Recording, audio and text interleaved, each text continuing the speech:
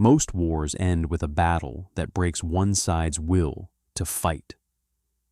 The Dance of the Dragons had its own, a battle so catastrophic, so drenched in blood and dragon fire, that both sides walked away wondering if they had won anything at all.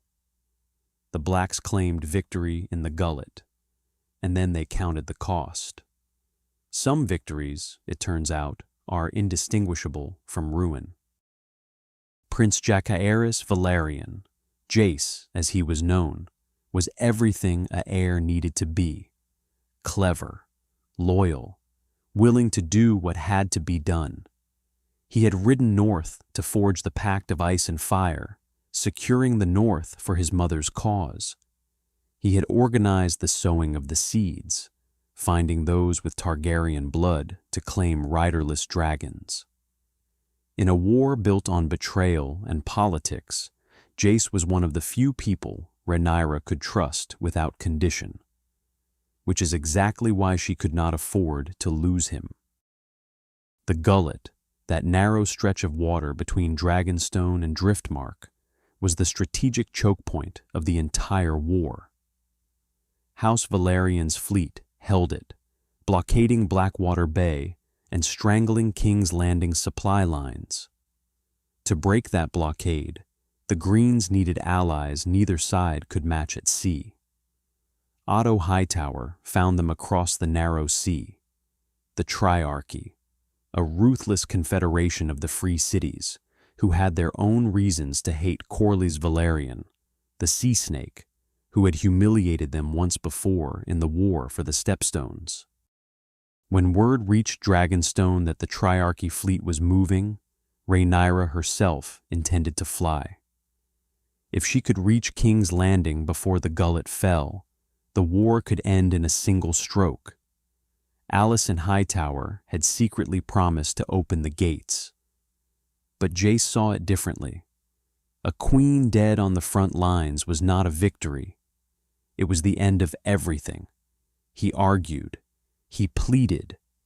And when Rhaenyra still refused to listen, he did the unthinkable. He locked his own mother in her chambers and rode out in her place.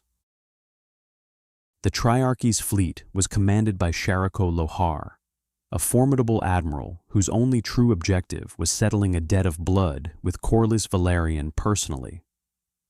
Shariko was no loyal green ally. The Triarchy had come for revenge, not politics. The fleet split into two squadrons, moving north and south of Dragonstone, attacking at sunrise from the east, catching the Velaryon ships with the blinding morning sun at their backs. It was a masterstroke of naval positioning, and Corlys walked directly into it. When Jace flew Vermax into the carnage, the battle shifted. Dragonfire is not a military tactic. It is annihilation. Ship after ship caught and burned. But the Triarchy had fought dragons before, in the very same waters, and their crews knew what to do. Aim at the rider, aim at the dragon.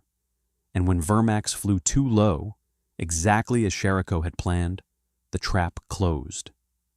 A massive harpoon struck the dragon, a chain pulling him toward the water. Bela and Moondancer swooped in and cut the rope. For one moment, it seemed like Jace would survive. Then Sheepstealer arrived. The wild dragon, freshly claimed by Lady Rhaena Targaryen, was untrained, unpredictable, and barely controlled. Rhaena had spotted the battle from the sky and flown to help.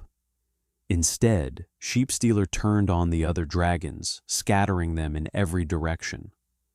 In that chaos, with Vermax forced to dodge his own side's dragon, another Triarchy harpoon found its mark. This time, there would be no cutting the chain. Vermax hit the water and began to sink. On the water below, the battle was no less brutal. Shariko Lohar had boarded Corlys's own ship. The Sea Snake, old, cunning, the greatest admiral Westeros had ever known, was nearly killed by the very enemy he had helped create decades before. It was Alan of Hull, Corlys's bastard son, who saved him. Their unlikely reconciliation, hammered out over cups of strong Ibonese liquor before the battle even began, now made itself real in the most elemental way. A son fighting to save a father who had never given him his name. Jace freed himself from the saddle as Vermac slipped beneath the waves. He reached the surface. For one suspended moment, he was alive. A prince in the open water, armor weighing him down, the battle raging around him. He had done everything right. He had saved his mother. He had flown the line. And then the archers on the Triarchy ship spotted him. 3 arrows. That was all it took. Rhaenyra Targaryen had lost her firstborn son, Lucerys, at Storm's End. Now she lost Jacaerys, her heir, her pride, her careful, fearless boy, in the Gullet. She would never be the same again. By dusk, the Triarchy fleet was broken. Only 28 of Sharako Lohar's 90 ships made it home. Spicetown on Driftmark was sacked and burned, and was never rebuilt. The Valyrian fleet lost nearly a third of its strength, and Rhaenyra's eldest son and heir was dead. Corlys Velaryon surveyed the wreckage that had once been his ancestral home, and said what everyone already felt. "If this be victory, I pray I never win another." The Battle of the Gullet did not end the Dance of the Dragons, but it ended something else. The belief that either side could walk away whole